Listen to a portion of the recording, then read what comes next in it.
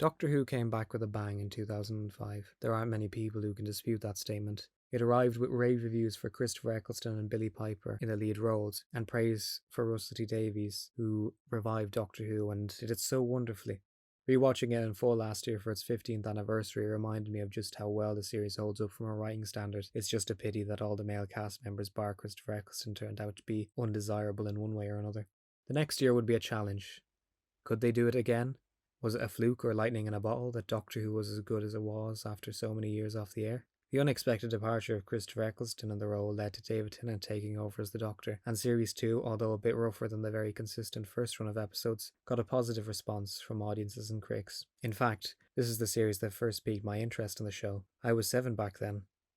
I've been a fan of this show for 15 years now and feeling very old. Compared to a confident opening series, Series 2, or Season 28 if you're counting from 1963, is a much lighter and more experimental run of episodes. Some examples like School Reunion, The Girl in the Fireplace, and The Overlooked Gem, The Impossible Planet, and The Satan Pit work really well and take Doctor Who to new and exciting places emotionally and thematically, and some episodes don't fully succeed like New Earth and The Idiot's Lantern. Sorry, Mark. However, none have the lingering reputation in the fandom than the 10th episode of Series 2.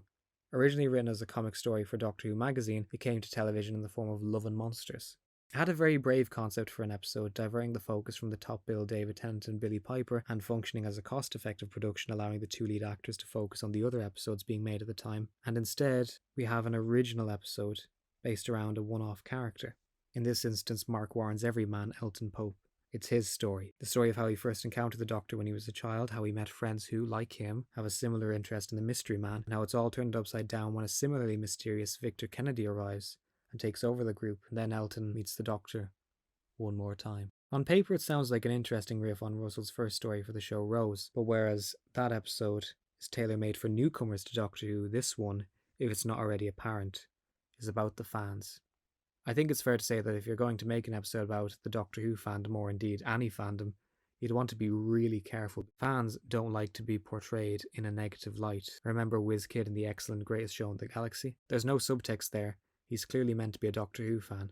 This line of dialogue spells it out. Although I never got to see the old days, I know it's not as good as it used to be, but I'm still terribly interested. It feels very sad and uncomfortable, and that might well have been the point, but perhaps it's a bit too close to home. You might feel like you've heard this idea before, because in addition to a Star Trek The Next Generation episode called Lower Decks, it was directly inspired by Buffy the Vampire Slayer's episode The Zeppo, where supporting character Xander Harris is given the spotlight over the rest of the cast. It's a fun episode, but what separates it from Love and Monsters is that the writing style and directing aligns much better with the Buffyverse than the one with a TARDIS in it. For instance, doing a Scooby-Doo style meta joke about running up and down corridors breaks the tone of the episode.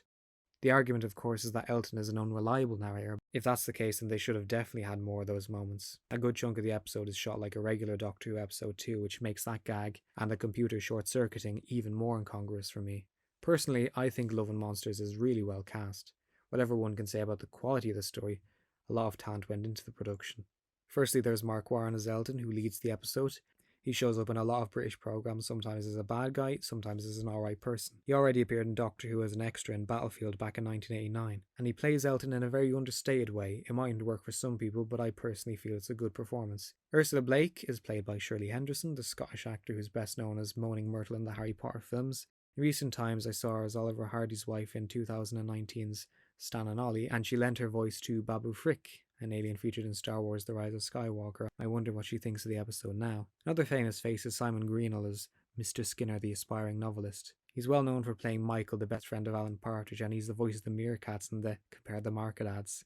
If you're of my generation, you might remember the CBBC game show Trapped. He played the caretaker under heavy makeup. Moya Brady plays Bridget.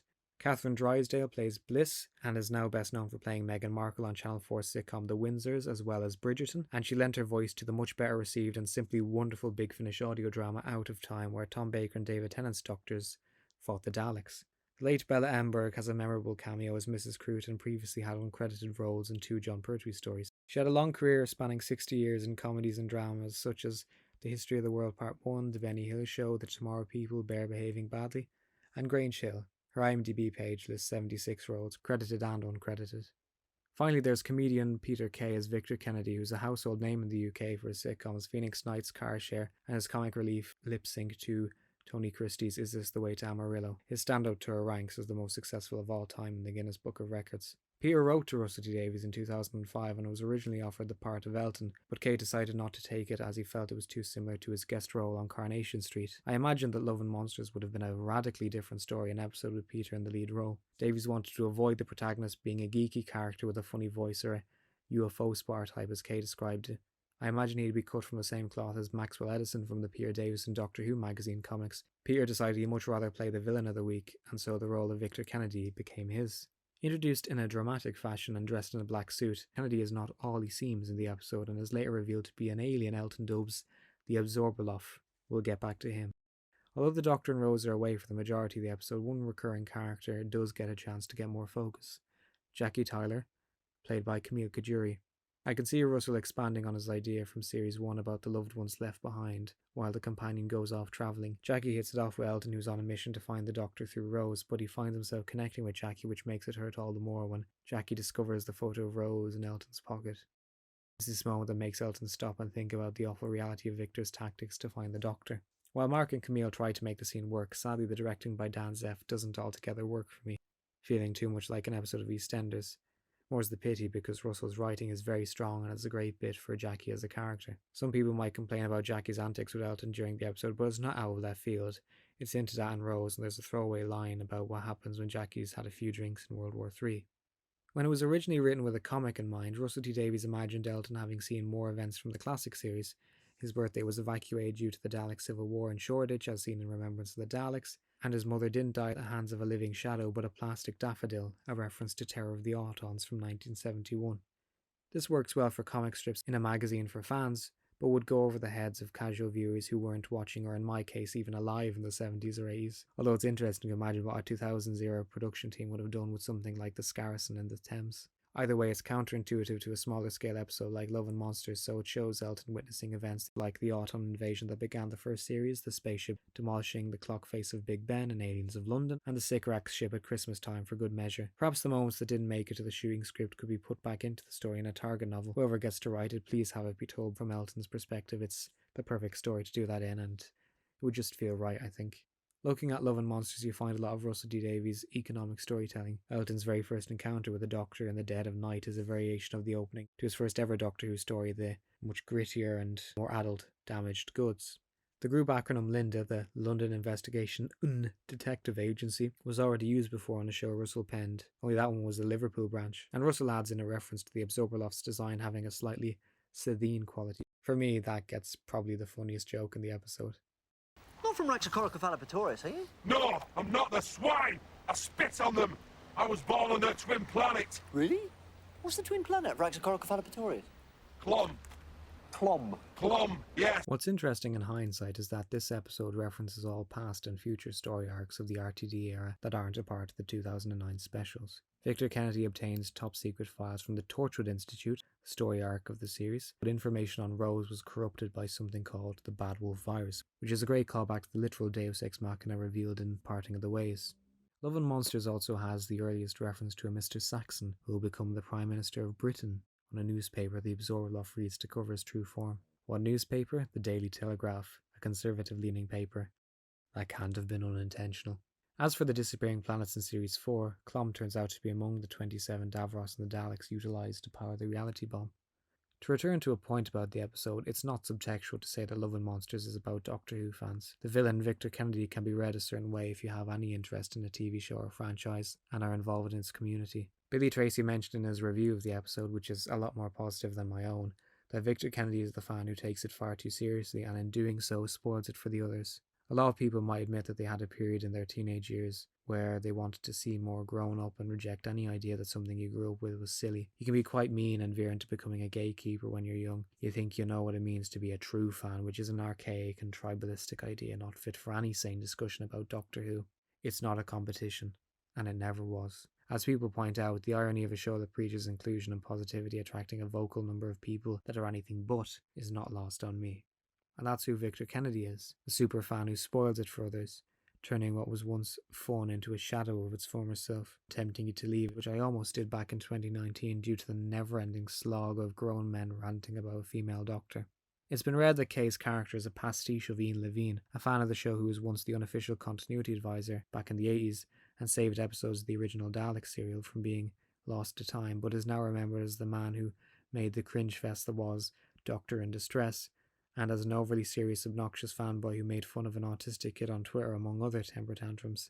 There's a documented instance of Russell T Davies telling Ian to fuck off, so I wouldn't be surprised if he ever puts into writing that he was definitely based on the man. Either way, Kennedy is an example of the kind of fan every creative tries to avoid like the plague, and he's also a monster designed by a child. This episode incorporates the winning entry of the Blue Peter Design a Monster competition, beating a creature made of footballs and a melancholy-sounding Sad Tony. It was designed by Will Grantham, who's now grown up and you can find on YouTube under the name Channel Pup. He took part in the watch-along earlier in 2021 on Valentine's Day, where he shared a redesign of the Absorbaloff he made and discussed what influenced the look and concept. This wasn't the first time Blue Peter held a competition to design a monster, but it was the first time one of them made it to air. The next Blue Peter competition winner's design to cross over to the show would be Susanna Leah's TARDIS console, which is put together as part of a composite TARDIS by the Doctor and Idris in Neil Gaiman's The Doctor's Wife. It's a neat idea for a monster, and I give Millennium Effects and Neil Gordon all the credit for doing the best they could to realise the design, but in execution, the Absorbaloff falls back on a lot of the puerile humour that lowered the tone of the very relevant political satire in Aliens of London in World War III. For instance, once absorbed, Bliss ends up on his arse cheek. Even though I like Peter Kay as a comedian, and if you've seen him live, you know he's a very physical performer, you can tell the heavy latex is working against him, and seeing him do that ridiculous table jump and run after Elton proves it.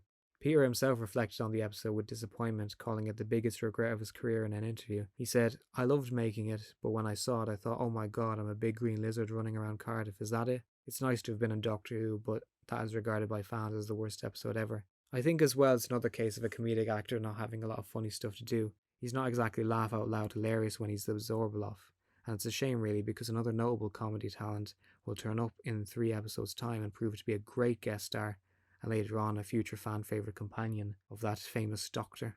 I think the reason why this episode has a bad reputation for some fans is that it's all over the place. Doctor Who and Russell T Davies' work tend to do well at spinning various plates and balancing all sorts of elements, but here you can see the struggle. There's a tragic ending to the Linda gang. The absorbed members try to rip the monster apart from the inside. Victor drops his cane on Ursula, tells Elton to break it, which he does, and then the Absorbaloff goes the way of the Wicked Witch of the West and melts into the earth. Pretty gruesome and a solid enough resolution, if a bit quick. And there's even a sad little moment where Ursula says goodbye to Elton through the pavement. Then the Doctor and Rose sit with him as the Doctor gives Elton closure and explains why he was at his house all those years ago. It's a poignant moment that utilises the symphonic close of E.L.O.'s classic Mr. Blue Sky really well.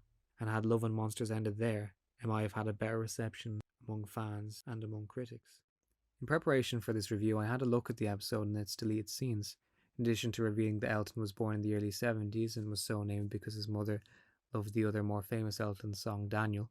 Though why she never called me Daniel, I'll never know. There's something else of interest. One part of the episode that was cut from the broadcast was the character of Elton Pope's landlady. She calls up to him in 2 scenes, breaking the flow of the video diary, or rather the framing device. And one of them is an extended clip of Elton's solemn statement that we forget because we must. She asks him if he wants to have a sandwich, and Elton finishes up and turns off the camera, going to static. Like I said, if the episode had finished there, it might have been remembered as a tonally inconsistent but surprisingly poignant episode with a relevant metatextual edge. But no, it's time to talk about the elephant in the room. The Doctor uses the sonic screwdriver, or magic wand as Elton describes it, to reconstitute Ursula's consciousness from a paving slab. I respect Russell T Davies as a writer immensely, but I don't believe that this was the right decision. I know Doctor Who isn't exactly the bleakest show on television, but losing friends or loved ones is a permanent experience, and although we accept that this show is a fantasy, it's also a medium to educate and tell the children watching, or remind the grown-ups that at some point in their lives they'll lose someone dear to them, and even though we'd love to see them again, life doesn't work that way. It's why an everybody lives moment is all the more joyful in Doctor Who. If the sonic screwdriver can resurrect a person in whatever form, then what's the point? You might think I'm overanalyzing a moment in an episode of Doctor Who, but having lost a family member not so long ago, I personally find this moment more problematic than I used to. Like the TARDIS resurrecting Grace and Changley in the 1996 TV movie, this doesn't happen again, so it appears that Russell recognised this notion.